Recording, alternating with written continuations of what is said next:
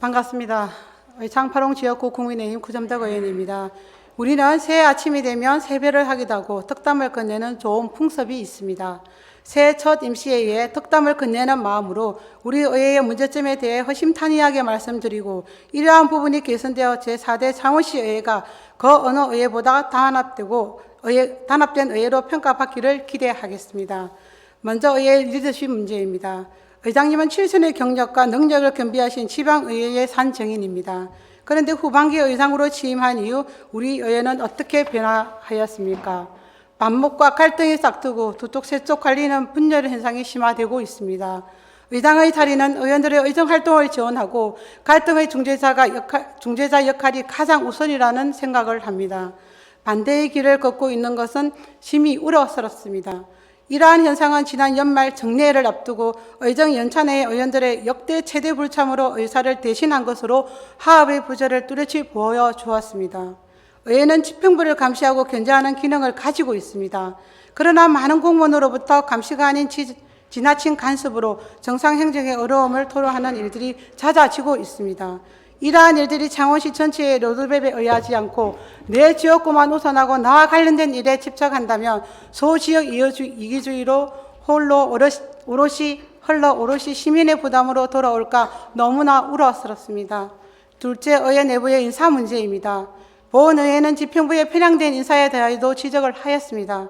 그런데 의회라고 그냥 지나칠 수는 없습니다.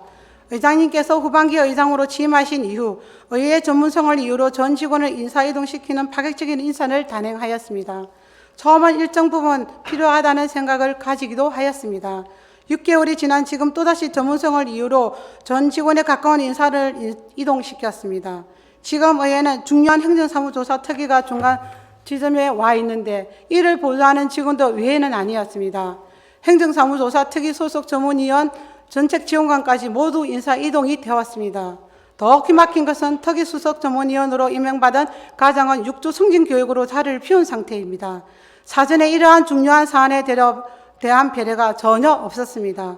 이러한 문제점을 지적하니 답변은 몰랐다는 것입니다.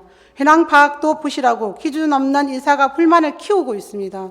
누구를 위한 인사입니까? 또한 2022년에는 의회 전입 직원에 대한 철저한 계획과 의장단 논의로 사범이 없었습니다.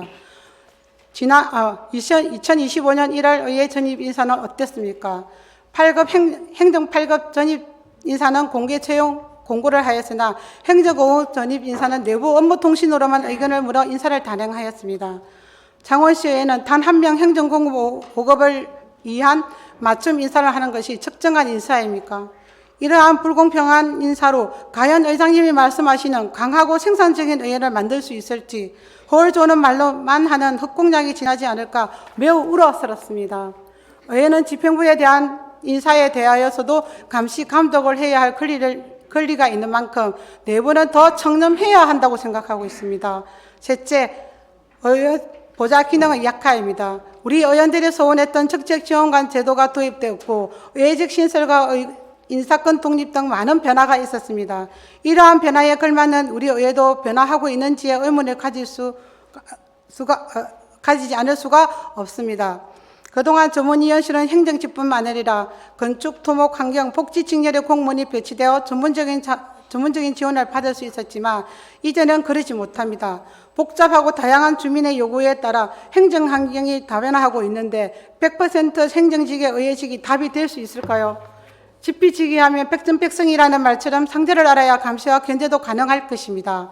의회직도 간부 공무원으로 승진하기 위해서는 집행부의 경무부서를 경험하고 좋은 평가를 받아야 가능하도록 하는 경쟁체제 등 다양한 부분이 고려되어야 합니다.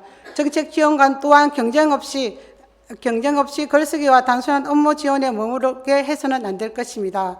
내부의 고위물은 그 깨끗함은 오래 간직하지 못합니다. 창원시에는 창원 시민에 의해 존재합니다.